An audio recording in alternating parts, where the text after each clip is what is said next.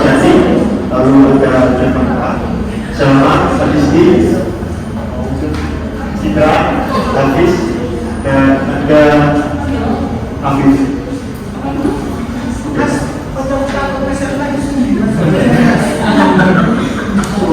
Oke, di sini topik pembahasannya ada yang pertama the importance of database, yang kedua structure, yang ketiga framework, keempat harmonization of public standard, yang kelima progress for IFRS adoption di Indonesia, dan yang keenam IFRS adoption conference di Indonesia.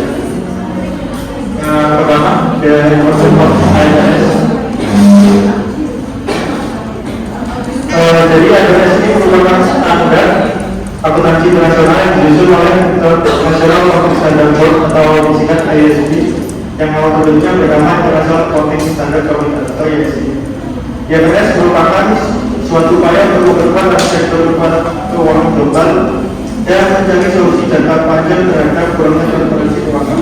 Dalam kata lain, IFRS ini dibuat untuk memastikan standar akuntansi keuangan dalam penyusunan laporan keuangan itu sama pada seluruh jenis secara global, sehingga diharapkan meningkatkan transparansi dalam informasi keuangan. Lalu yang tujuan IFRS berkaca pada diskusi di mata kuliah sebelah. Jadi IFRS ini dibuat dan digunakan atas kasus dari ekor yang dimana bertujuan untuk menghasilkan transparansi bagi para pengguna dan dapat dibagikan sepanjang periode yang dijanjikan. Yang kedua, menyediakan titik awal yang mengadai akuntansi yang berdasarkan pada IFRS. Dan yang ketiga, dapat dihasilkan dengan biaya yang terbukti membuat para pengguna.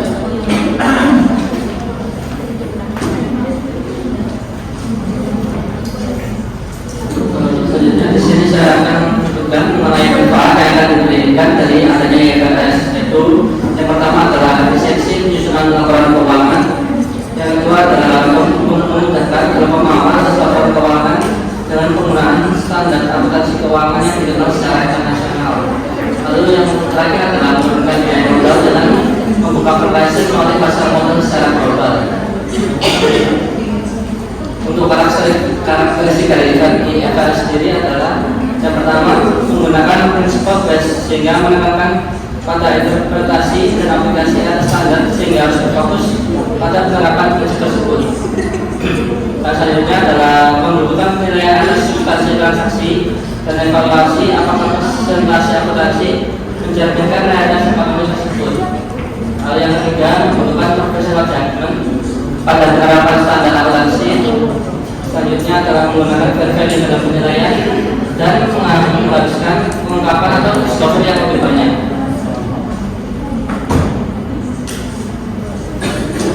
Selanjutnya adalah struktur dari IFRS. Ada tiga lembaga dari IFRS Foundation. Yang pertama adalah public accountability, governance, strategy and oversight, dan yang tingkat ketiga ada independent standard setting and audit activity. Yang tingkat pertama ada monitoring board, adalah sekelompok otoritas pasar modal yang menyediakan hubungan formal antara wali amanat atau trustees dan otoritas publik untuk meningkatkan akutan vigilance IFRS Foundation. Dan tingkat kedua adalah on IFRS Foundation yang bertanggung jawab atas tata kelola dan pengawasan internasional accounting standard goals dan International Sustainability Standard Board dengan kontribusi atas pemerintahan dan proses hukum untuk pengembangan standar. Dan yang tingkat tiga tadi ada independent standard, yang satunya itu International Accounting Standard Board yang menetapkan standar akuntansi independen dari IFRS Indonesia. Dan yang kedua ada International Sustainability Standard Board yang menetapkan standar pengungkapan keberlanjutan independensi dari IFRS Indonesia. IFRS Implementation Committee bekerjasama dengan IASB dalam mendukung penerapan standar akuntansi IFRS. Selanjutnya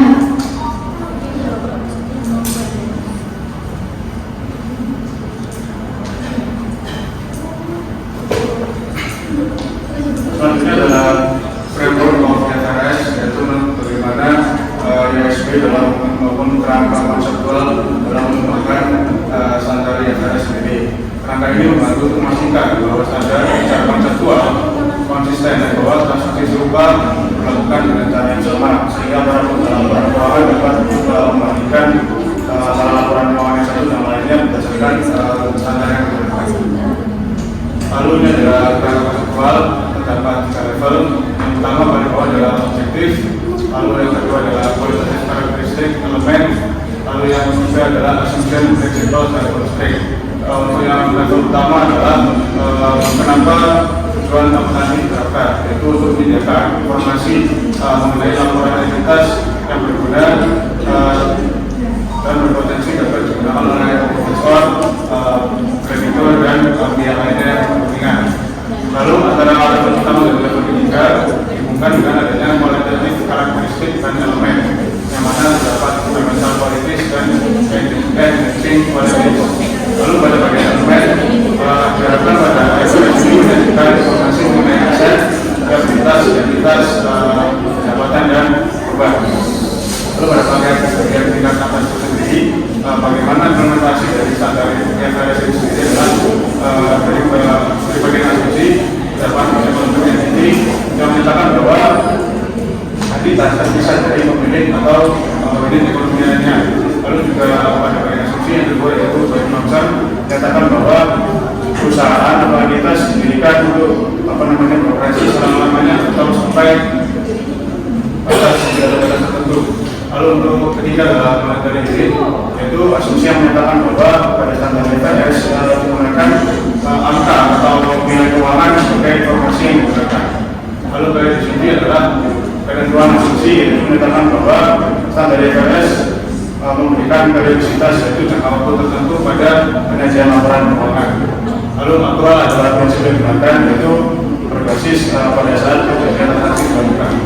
Lalu prinsipal adalah ada pengukuran, pengakuan pendapatan, pengakuan beban dan pengungkapan sebelumnya. Lalu bagian konsen adalah beban atau adalah biaya yang adalah saat standar IFRS ini diterapkan.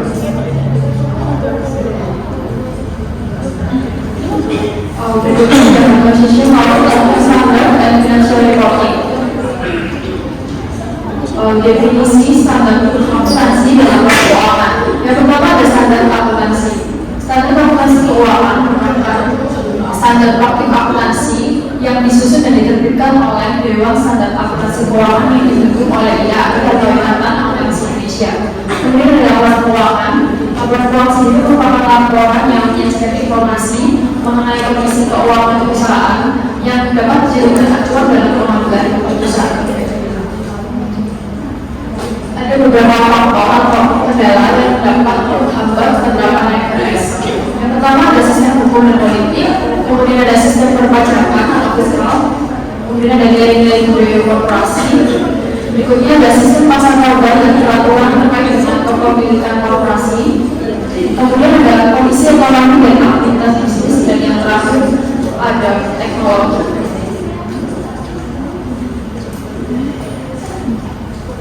Berikutnya yaitu ada program forum IFRS yang bersama Indonesia. Program Indonesia menetapkan prinsip akuntansi Indonesia atau disebut dengan PWI dan digunakan sebagai standar laporan keuangan. Pada tahun 2008 hingga tahun 2010 yaitu Indonesia pertama kali mengadopsi prinsip SAH ke IFRS. Pertama yang dilakukan yaitu pertama persiapan infrastruktur dan evaluasi standar yang telah dilakukan. Yang kedua yaitu dalam final evaluasi pada tahun 2011. Tahapannya yaitu persiapan infrastruktur semakin ditingkatkan dan implementasi bertahap dimulai.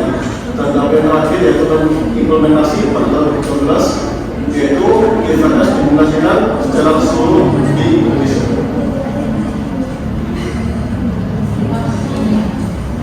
Berikutnya ada IFRS Financial Compliance Indonesia.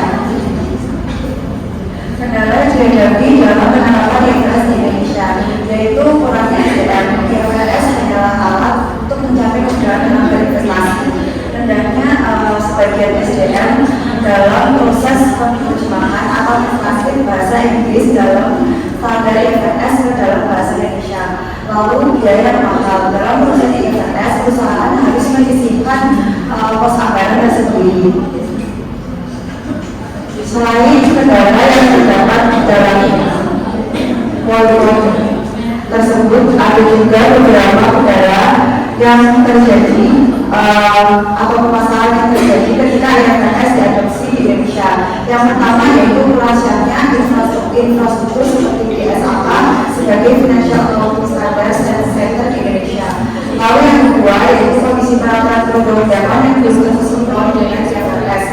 Dan yang ketiga yaitu kurangnya siap sumber daya manusia dan dunia pendidikan di Indonesia. Lalu berikutnya ada dampak BSAK mengadopsi IFRS. Yang pertama ada dampak adopsi IFRS terhadap profesi akuntansi.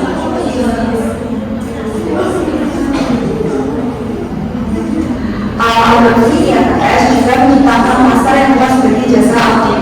Berbagai estimasi yang dibuat oleh manajemen perlu dinilai kesesuaiannya oleh auditor sehingga auditor itu memiliki kemampuan dalam mengintegrasikan tujuan standar. Penerapan standar akuntansi yang sama di seluruh dunia diharapkan mengurangi permasalahan terkait komparabilitas dalam pelaporan keuangan. Yang paling diuntungkan adalah investor dan kreditor transnasional serta penerbangan internasional. Lalu yang kedua ada dampak konvergensi yang ada terhadap bisnis. Yang dampaknya yang pertama ada akses pendanaan internasional akan lebih terbuka. Lalu yang kedua relevansi laporan keuangan akan meningkat karena semakin banyak penggunaan nilai wajar. Dan yang ketiga kinerja keuangan yaitu laporan laba bersih akan semakin fluktuatif jika harga berfluktuasi. Lalu yang keempat, perataan laba menjadi semakin sulit dengan menggunakan pendekatan wajar dan nilai wajar. Dan yang kelima, prinsipal base standards dapat menyebabkan daya dari laporan keuangan sedikit teknologi, yaitu jika menggunakan profesional judgment ditumpahi pada kepentingan untuk pengelolaan laba.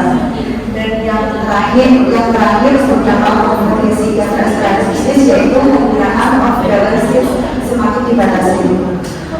Lalu yang ketiga yaitu dampak adopsi IFRS bagi investor. Adopsi IFRS dapat menyebabkan laporan keuangan menjadi lebih transparansi bagi investor. Namun hal ini hanya berlaku bagi investor yang memahami neraca. Di sisi lain, penerapan IFRS dapat memberikan dampak negatif berupa mislead bagi investor yang tidak memahami prinsip akuntansi karena seluruh kejadian dalam perusahaan dimuat dalam laporan keuangan. Sekian pemaparan materi dari nomor 1. Mungkin ada yang mau ditanyakan dari teman-teman.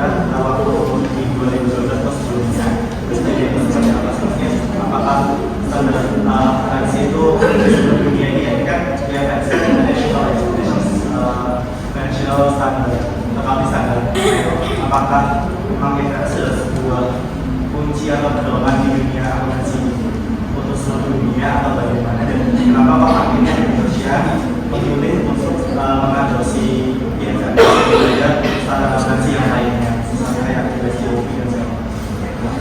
Jadi kalau di Indonesia itu apa yang melakukan ranking dia, kemudian Indonesia bagi Dewan Standar Mahasiswa mengadopsi DPR konvergens dengan PSAK yang selama juga ada.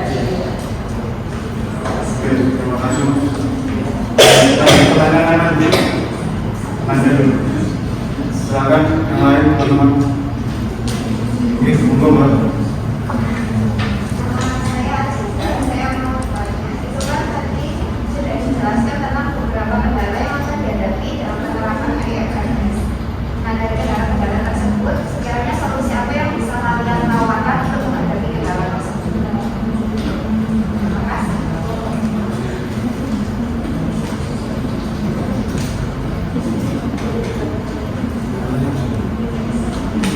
Silakan beberapa pertanyaan dijawab.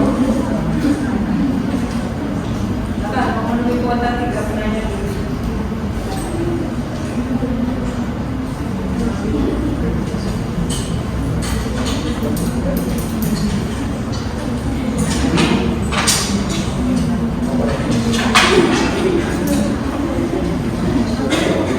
Slide-nya kan dari share ya, grup ya. Silakan. Mungkin ada yang dari wifi yang disampaikan di situ ada yang perlu jelas lagi. Atau nggak harus bertanya ya, bisa menanggapi ya. Apa yang disampaikan oleh kelompok 1.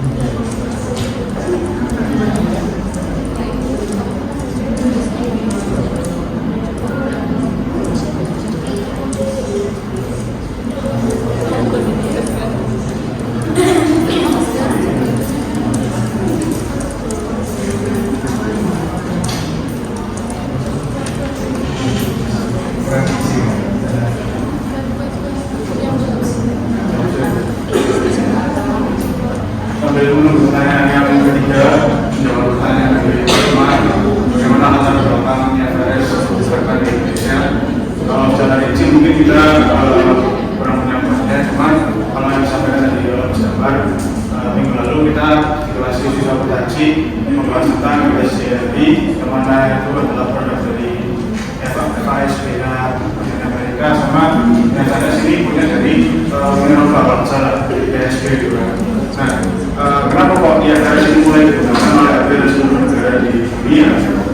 Karena saat itu dari USCRB sendiri itu lembaga standarnya itu kalau masalah dia sifatnya rigid atau kaku. Jadi untuk setiap para akuntan yang melakukan praktek akutannya dia harus melewati banyak standar. Kalau misalnya itu sekian puluh ribu halaman.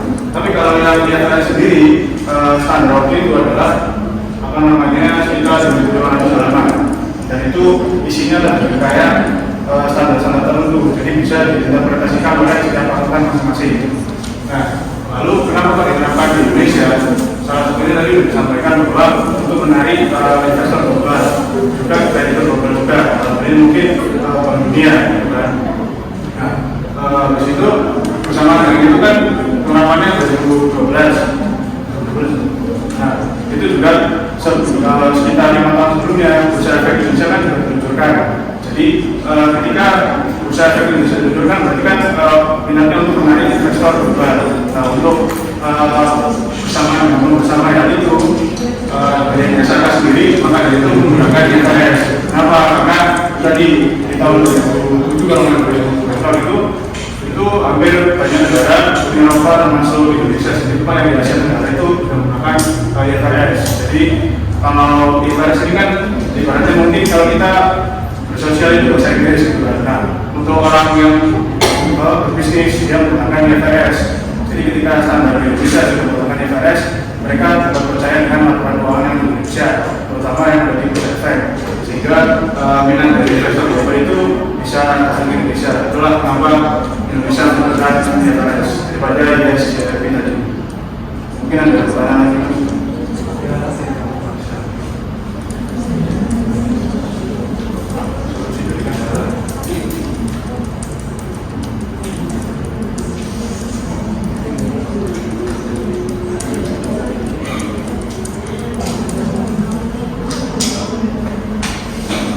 Berikutnya saya akan menjawab terkait dengan pertanyaan solusi dari penerapan IFRS.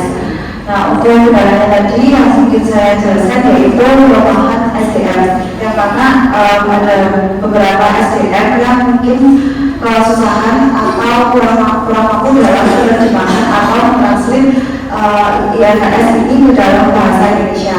Mungkin solusinya yang menurut kami yaitu dengan peningkatan sumber daya manusia dengan kemampuan untuk penerjemahannya. Mungkin bisa dengan satu perusahaan itu menyewa translator untuk menerjemahkan IFRS ini yang nanti translatornya bisa untuk mengarahkan pihak akuntannya terkait dengan bagaimana sih isi IFRS tersebut. Lalu tadi juga ada kendalanya itu yaitu kemungkinan tidak sesuai dengan perundangan yang perundangan Indonesia. Mungkin untuk penerapannya di sini yaitu ambil yang sesuai dengan perundang-undangan yang berlaku di Indonesia.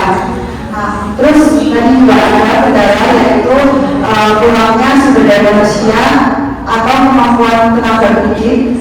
Mungkin itu bisa jadi untuk solusinya yaitu dengan meningkatkan sumber daya manusia sebagai pendidik, dan salah satu contohnya yaitu di universitas-universitas yang ada di Indonesia untuk lebih ditingkatkan lagi terkait dengan penerapan IFRS untuk dijelaskan ke mahasiswa-mahasiswanya, sehingga nanti dari mahasiswa-mahasiswanya itu nanti kan bisa dimengerti penjelasan dari pendidiknya itu bisa dimengerti oleh mahasiswa-mahasiswanya, yang mana bisa jadi nanti bisa diterapkan di dunia kerja. Mungkin itu, atau ada pertanyaan lagi?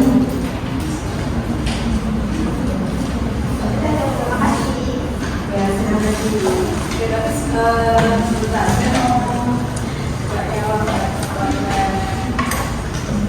Kita teruskan jawabannya.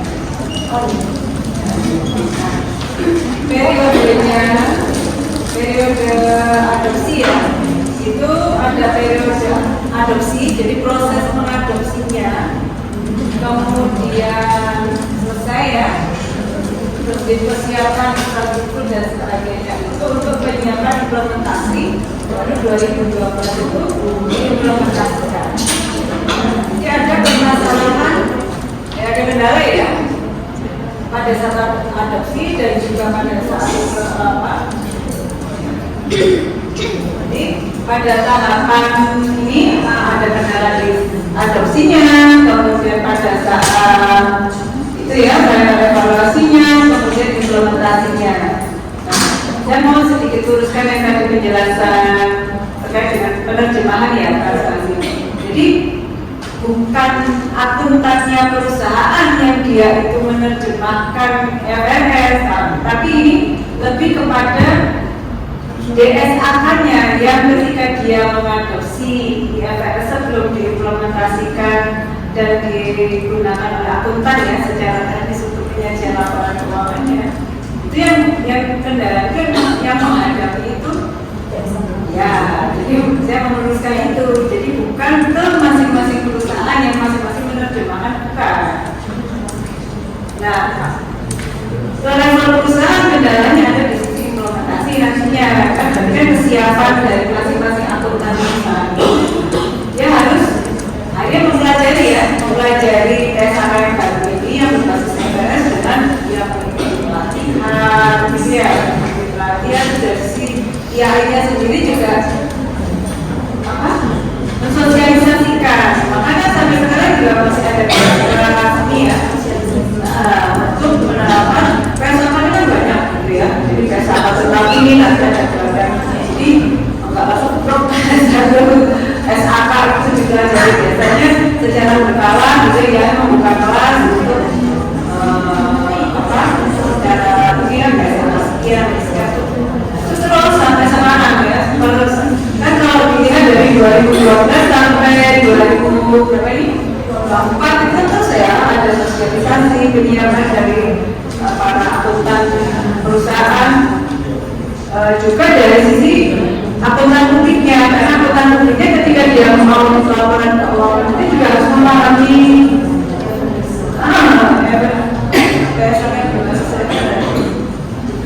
bisa mengambil jadi menilai kewajaran dari laporan keuangan ya.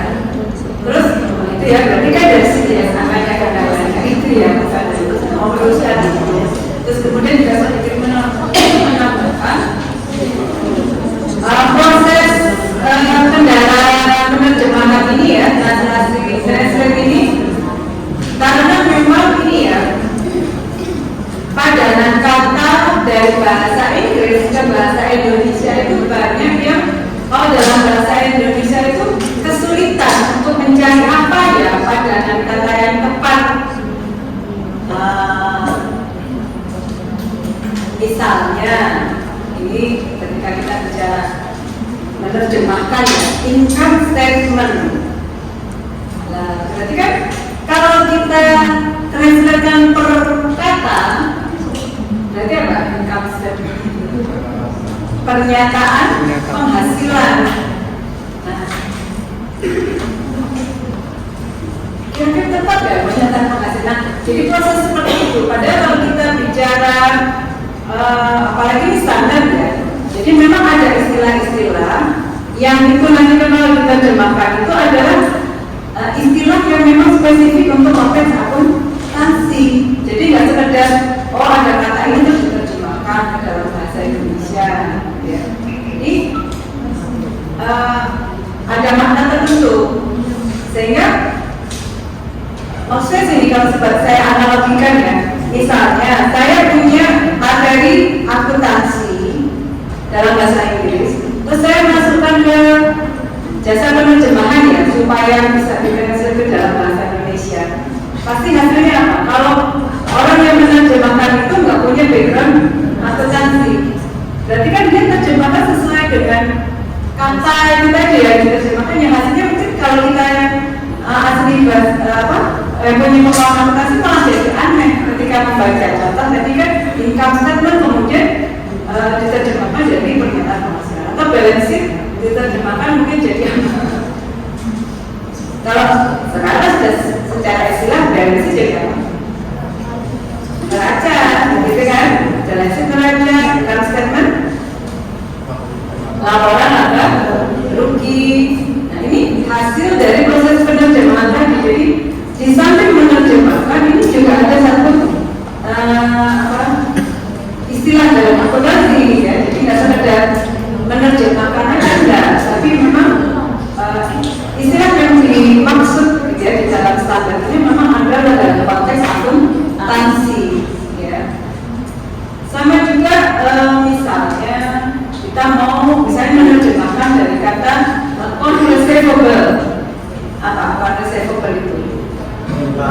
Piutang, gitu ya.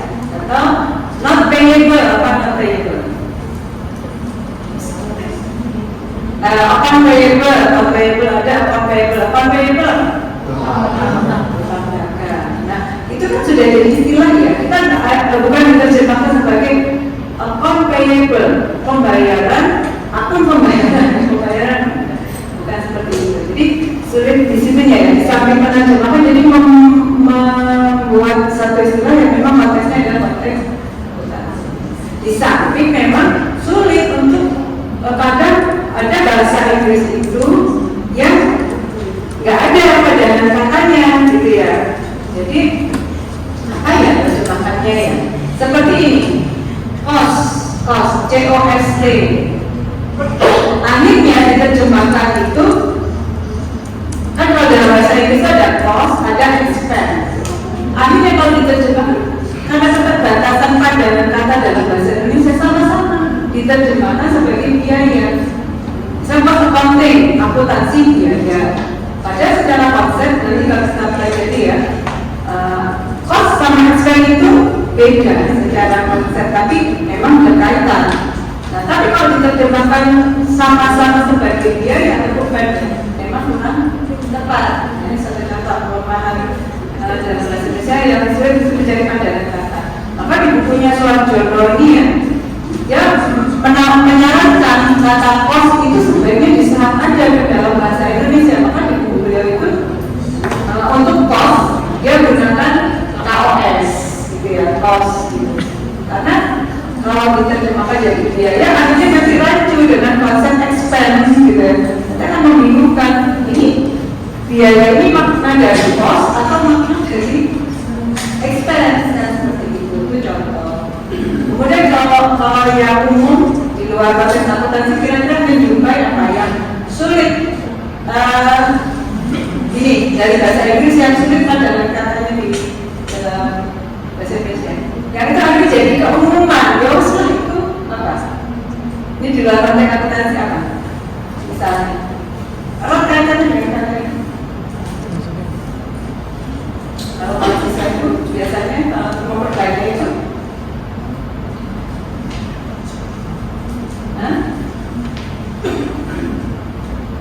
misalnya kalau habis di print ya, terus digagalkan, istilahnya apa?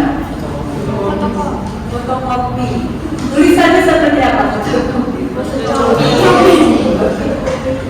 Tapi kan kita tetap ya membacanya seperti dalam bahasa Inggris, tulisannya juga sama seperti bahasa Inggris, tapi udah jadi kadung umum ya, udah diterima umum, jadi wis biasa. Itu yang maksudnya di surat itu seperti itu ya. Serangan kata itu karena apa ya, sulit untuk mencari padanan kata dari fotokopi itu apa? Kalau istilah menggandakan kan, ya kurang pas juga ya. Kalau menggandakan kan memperbanyak. Karena konteks fotokopi itu ya memperbanyak, tapi yang sama dengan itu dia menambahkan dari penjelasan tadi terkait dengan kendala dalam proses translasi penerjemahan dari FRS ke asli ya, ke translasi ke dalam kata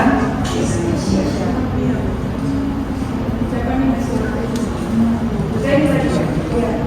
Ya silakan ada yang mau tanya.